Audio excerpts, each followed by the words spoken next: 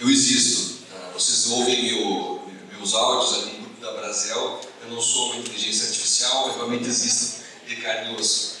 Esses dois temas que a gente vai tratar aqui hoje, contribuições sindicais e convenção coletiva e acordo coletivo de trabalho, o Dr. Maurício já tratou esses assuntos aqui com vocês outras vezes. É um assunto que eu já tratei em algumas palestras também. Cada um deles é 1h30 que a gente trata, e são mais ou menos umas 600 páginas de livros que eu vou condensar em 3 minutos e meio, tá certo? Primeiro tema, contribuições sindicais. Vocês têm recebido boletos, e-mails, sindicato do patrão, sindicato dos empregados, eu pago, eu não pago, o benefício do bem-estar social, é uma confusão. Todo mundo recebe esses e-mails, a gente não sabe se tem que pagar ou não tem que pagar. Vamos descobrir isso hoje, tá certo? Convenção coletiva de trabalho e acordo coletivo de trabalho. Eu sei que tem gente que tem um contador, que não é o caso do Alessandro nem a Capital, aquele contador que vocês pagam 300 por mês, que ele faz defesa da AIFO, defesa do PROCON, defesa tributária, defesa trabalhista, faz contrato. Se você perguntar, então tome cuidado com esse contador.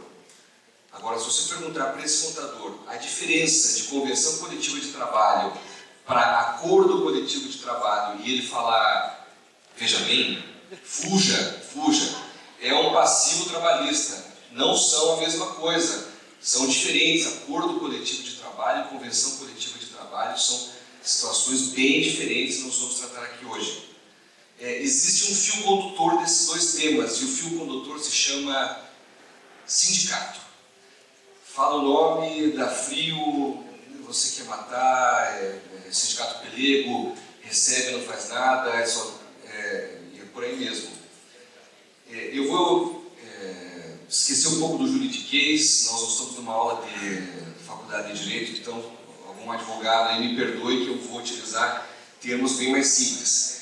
A gente pode fazer divisão dos sindicatos entre sindicato que representa os trabalhadores, e aqui tem alguns sinônimos, e o sindicato que representa as empresas, os empregadores, sindicato dos obreiros, profissionais, sindicato dos trabalhadores, sindicato dos empregados, e temos o sindicato patronal, da categoria econômica, dos empresários. Esses dois sindicatos, cada um defende a sua categoria, dos empregados, dos empregadores. Está previsto na Constituição, está lá no artigo 7º, no artigo 511 e 570 da CLT, a questão dessa divisão dos dois sindicatos. Regras gerais. Qual que é o enquadramento do sindicato? Para qual sindicato que representa aquela categoria? Atividade econômica preponderante do patrão. Está lá no artigo da CLT. Como que a gente vai descobrir isso? Pelo CNAE.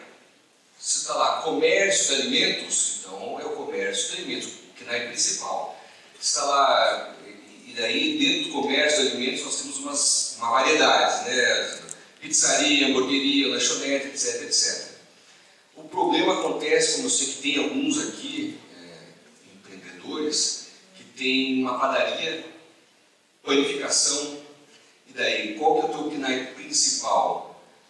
E o mais importante do que isso, o teu faturamento maior, ele vem da venda de pães, da panificação, ou o teu faturamento vem mais daquela comida que você entrega, que faz na hora? Se o teu faturamento for maior da venda de comida, seja um lanche, seja o que for, então não tanto vai importar o teu CNAE, mas sim o que efetivamente acontece, tá certo? Essa é uma das regras. Qual que é o enquadramento sindical? Atividade preponderante, a principal atividade do empregador.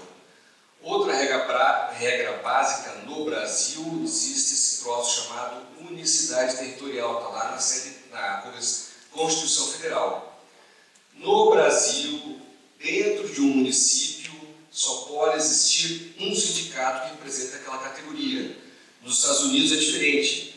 Tem vários sindicatos que representam a mesma categoria, metalúrgico, indústria de automóveis, tem vários sindicatos que representam aquela categoria.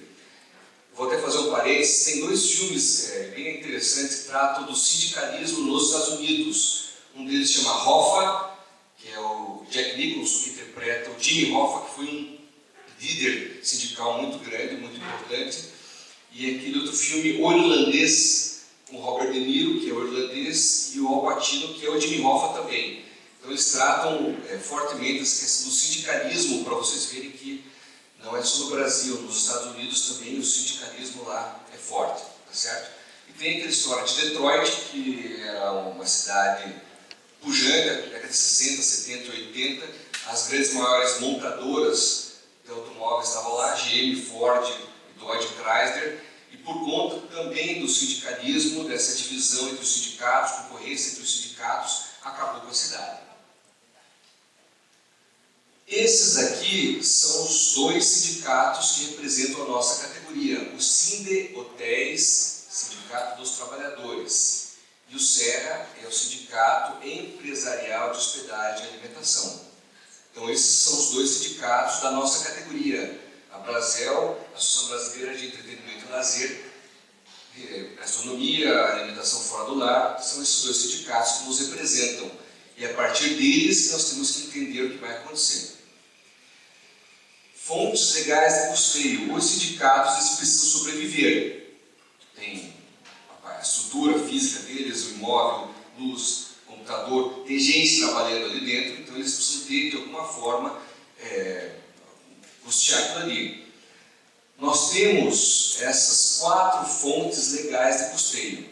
A gente vai tratar só das 3 primeiras, porque a última, aquela 4, a de mensalidade associativa, ela é autoexplicativa. Você se associou, você é filiado ao sindicato, você tem que pagar as contribuições para o sindicato. Seja você patrão, seja você empregador, empregado.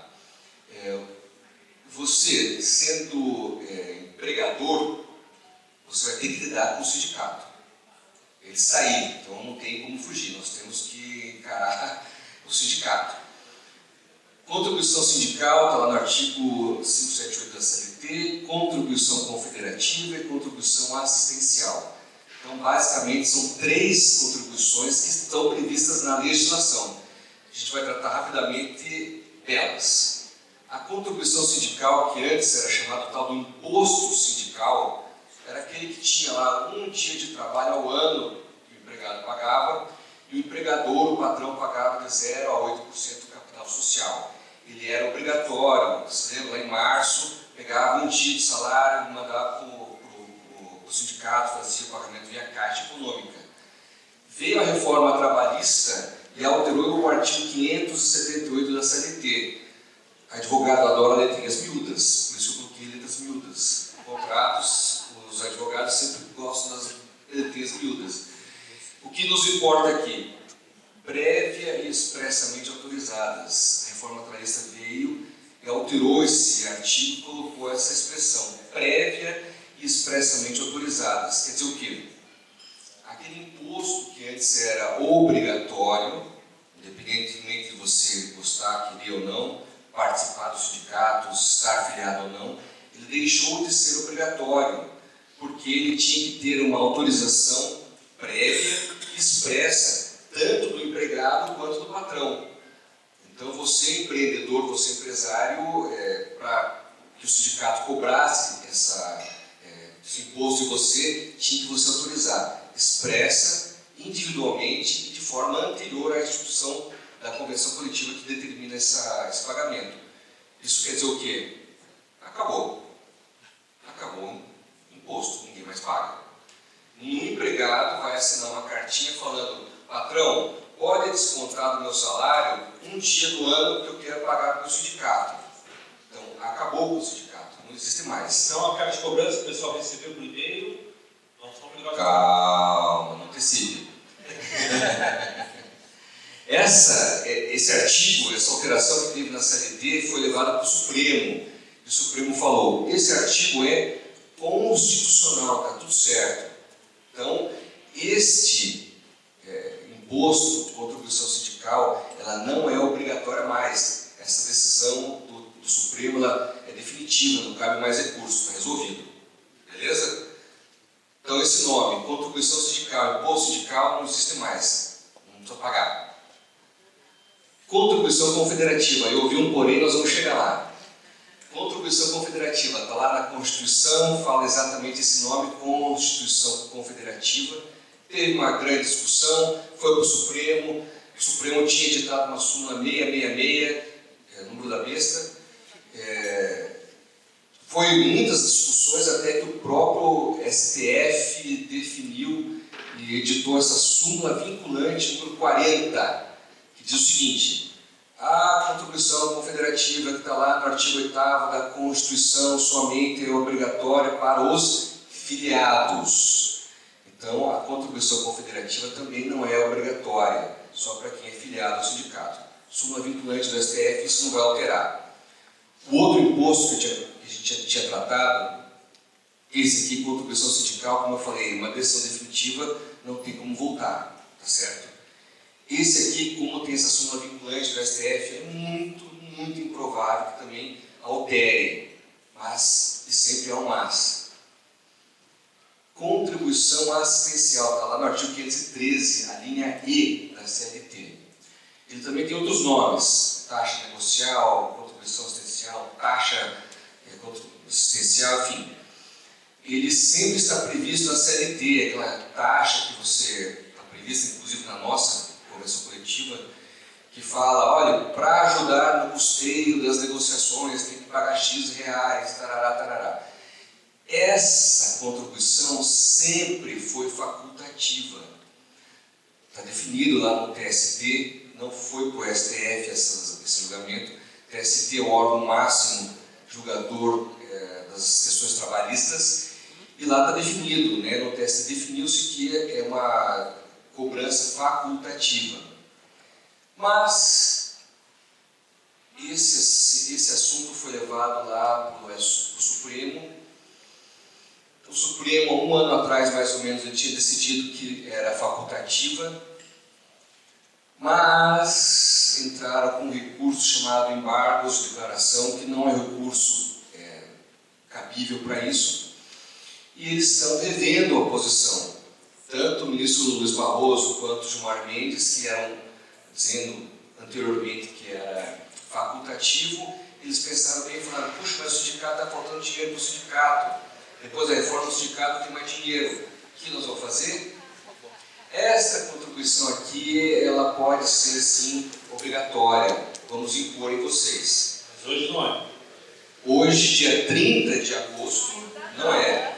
Mas no dia 1º de setembro, conhecido como depois da manhã, 1º de setembro vai voltar esse julgamento. O placar estava 5-1. 5-1 para instituir o imposto. E era o ministro Marco Aurélio, que se aposentou, já tinha votado, disse que não. Esse processo está com vistas para o Alexandre de Moraes. É um julgamento plenário virtual, então do dia 1º até o dia 11 de setembro, os ministros vão dar o voto deles. Que eu vou especular. A possibilidade de ter uma reviravolta é gigantesca, porque nós temos lá no Supremo uma ministra chamada Rosa Weber, que é uma ministra que veio oriunda do TST, e ela é muito protecionista nas questões trabalhistas, protegendo os trabalhadores. Todos os julgamentos que passaram da mão dela com relação à justiça do trabalho, ela sempre foi protecionista. Então aqui, se fosse para eu apostar, eu gostaria que vai haver sim uma instituição do novo, uma nova contribuição chamada assistencial.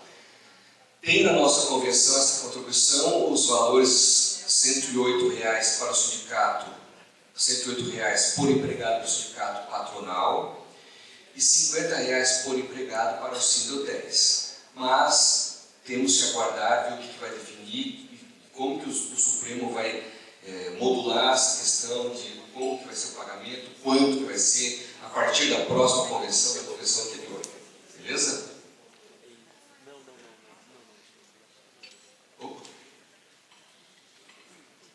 Então, conclusão. Até o dia 11 de setembro, nenhuma contribuição é devida aos sindicatos. Hoje, dia 30 de agosto, não precisa pagar nada.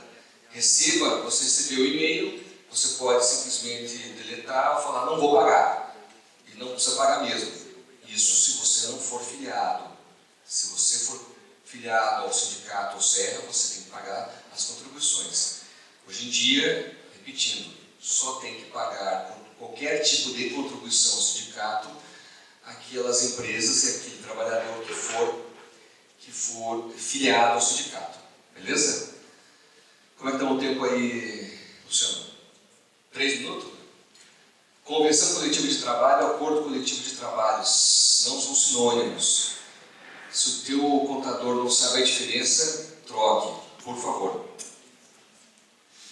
Vamos lá. Convenção coletiva de trabalho, CCT, é um documento em que os dois sindicatos, o sindicato que representa os trabalhadores e o sindicato que representa as empresas, eles se reúnem, escrevem um documento regulando a relação patrão-empregado daquela categoria. O nome desse documento se chama Convenção Coletiva de Trabalho. Ela tem um caráter normativo, quer dizer o quê? Que é lei. Não gosto, não quero participar, nem fui lá na votação, não sou filiado, não interessa. Você vai ter que cumprir o que está escrito na Convenção Coletiva de Trabalho. Mas nem paguei, não interessa. Ela tem um caráter normativo, é lei. Está escrito lá, tem que cumprir. É como se fosse uma lei que você não gosta. Está lá na lei, tem que cumprir, infelizmente. E vinculam todos os empregados e os empregadores daquela categoria. Todo mundo está vinculado àquela convenção coletiva de trabalho. Repetindo, convenção coletiva, sindicato dos empregados e sindicato dos empregadores. Formam um documento chamado convenção coletiva.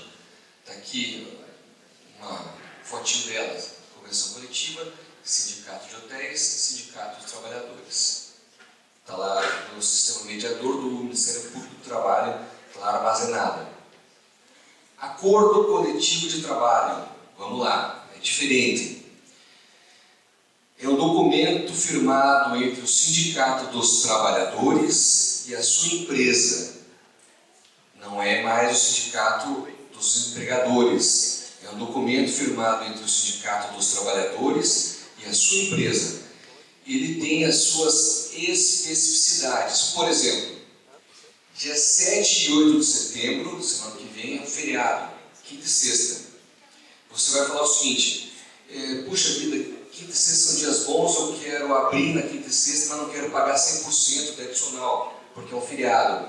Eu posso trocar esses feriados, eles trabalham no dia 7 e dia 8, eu vou jogar a folga deles lá para o dia 24 de dezembro, porque eu não abro nem 24 e 25, e vou jogar para o dia 31 de dezembro, que não são feriados. Dia 24, dia 31 de dezembro não são feriados, são dias normais de trabalho. Eu quero trocar. Trabalha no dia 7 e dia 8, mas folga no dia 24 e no dia 31 de dezembro. É possível por meio de acordo coletivo de trabalho. Você bate lá no Claudeir, que é o diretor jurídico do sindicato, e fala: Claudeir, eu quero fazer uma troca de feriados. Beleza? Vamos fazer sem problema. Aí você contrata o nosso escritório para te redigir, escrever a cláusula bem certinho, como é que vai ser esse acordo coletivo. Então é específico para a sua empresa. Tem empresas, tem alguns bares, restaurantes que trabalham com 3 turnos, né? O abre, o intermediário e o fecha. O intermediário, o pessoal entra lá às 11, trabalha até as 2, tem um intervalo estendido de 4, 5, 6 horas e volta lá às 6, 7 da noite. Aí você fala: puxa, esse pessoal que trabalha nesse intermediário, eu quero dar um curso de inglês para esse intervalo de 4, 5 horas, eu quero dar um curso de inglês, eu quero que eles... eu, patrão, vou pagar uma academia para eles ficarem tendo que fazer nesse intervalo. Mas não quero que isso aí seja um salário. Vamos fazer um acordo coletivo de trabalho para definir isso daí. Tá certo? E o acordo está acima da convenção. Calma, vamos chegar lá. Acordo individual assinado de forma coletiva. A gente chega muita gente no escritório e fala: não, mas eu tenho um acordo coletivo, está aqui, todo mundo assinou. Não. Aquele acordo que todo mundo assina é um acordo individual assinado de forma coletiva. Não é um acordo coletivo. O acordo coletivo, ele necessariamente, obrigatoriamente, precisa do sindicato dos trabalhadores. Tem que ter a intervenção do sindicato dos trabalhadores. Aí, acordo coletivo de trabalho, sindicato dos trabalhadores, nós tiramos aqui o nome da empresa, comércio de alimentos, tá bom? Sindicato e empresa, é o acordo coletivo. Sindicato e sindicato, convenção coletiva. Não me erre. Não tem essa dúvida. Se o teu RH não sabe a diferença, eu perdoo. Mas o contador não saber, não dá para perdoar. Então, fuja. Respondendo à pergunta, negociado sobre o legislado. O acordo coletivo diz uma coisa, a convenção coletiva diz outra, e a lei diz outra coisa ainda. Quem que prevalece? Depois da reforma trabalhista vieram alguns artigos na CLT que destacaram a prevalência da convenção coletiva sobre a lei. Está lá, artigo 611-A da CLT. Artigo 8º da CLT, parágrafo 3º. Vai para a justiça uma discussão, se aquela cláusula, aquele acordo coletivo ele é válido, se tem validade, se ele é nulo, se ele não é nulo. A Justiça do Trabalho vai fazer o seguinte, vamos analisar com o princípio da intervenção mínima na autonomia da vontade coletiva. Então, se não tem nada muito grave, como nós já tivemos aquele REPIS 2019, que tinha um salário diferenciado para a empresa que pagava o sindicato, aquilo foi levado para o judiciário falou que estava nulo aquela cláusula. Então, assim, se não for uma coisa muito grave, a Justiça do Trabalho vai falar o seguinte, a autonomia coletiva da vontade, vocês decidiram, é com vocês. E o artigo 620 da CLT fala que o acordo coletivo sempre prevalecerá sobre o que está na convenção coletiva. Isso é claro. Por quê? O acordo coletivo é específico para a sua empresa. O sindicato foi lá, conversou com os seus trabalhadores, conversou com você, patrão, entendeu o que precisava na tua empresa, então ele é específico, por isso que ele prevalece sobre o que está na convenção coletiva e na lei. Respondido? Então, já acima. Está acima da lei. Está aqui, ó, fiz até um bonitinho para vocês. Acordo coletivo, convenção coletiva e a lei bem pequenininha. Tá? Tire foto, porque isso é importante. Nosso setor, gorjeta. Se você cobra gorjeta na sua nota e retém parte dessa gorjeta, obrigatoriamente você tem que ter um acordo coletivo de trabalho. Tem que ir lá conversar com o sindicato para instituir a cobrança de gorjeta e legalizar essa retenção. Se for lucro presumido, 33% fica para vocês.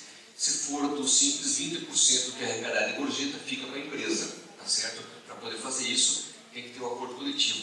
Banco de horas também. Luciano, nós vamos fazer um outro painel para falar só sobre o banco de horas, tá? Que é bem importante. Intervalo de 30 minutos, também somente por meio de acordo coletivo de trabalho. E aqui, encerrando, eu tenho um quadro comparativo, mas acho que nós vamos mandar para vocês comparando o acordo coletivo com a convenção coletiva, quais são os benefícios de uma, quais são os valores, piso salarial de uma e de outra. Então, para vocês poderem decidir se vai fazer um acordo coletivo, tem que ter em mente isso aqui, esses valores, para vocês poderem fazer a conta se vale a pena ou não. E para encerrar, por último, eu trouxe uma curiosidade que eu acho bem interessante, que a gente fez eu fiz um estudo na outra palestra que a gente deu sobre esse assunto. É uma dica, Luciano, se você quiser diversificar o seu empreendimento, eu encontrei o sindicato dos empregados em sindicato dos empregados. Então, os sindicatos têm os empregados lá dentro. Todos os sindicatos têm empregados. Então, eles formaram o sindicato dos empregados em sindicato dos empregados. E daí fizeram o sindicato dos empregados em sindicato dos patrões. Aí, se você quiser diversificar, tem que pensar num outro sindicato que você queira abrir, vai voltar a contribuição assistencial. E tem se falado bastante aí do governo Lula, uma possível volta de alguma imposto sindical. É muito distante, tem projetos, mas assim, tem que passar no Congresso, tem muitas coisas, muitas questões para serem decididas ainda, mas tem projetos para o retorno do imposto também via Congresso Nacional. Era isso. Agradeço a paciência, a atenção, espero que tenha sido tão bom para vocês como foi para mim.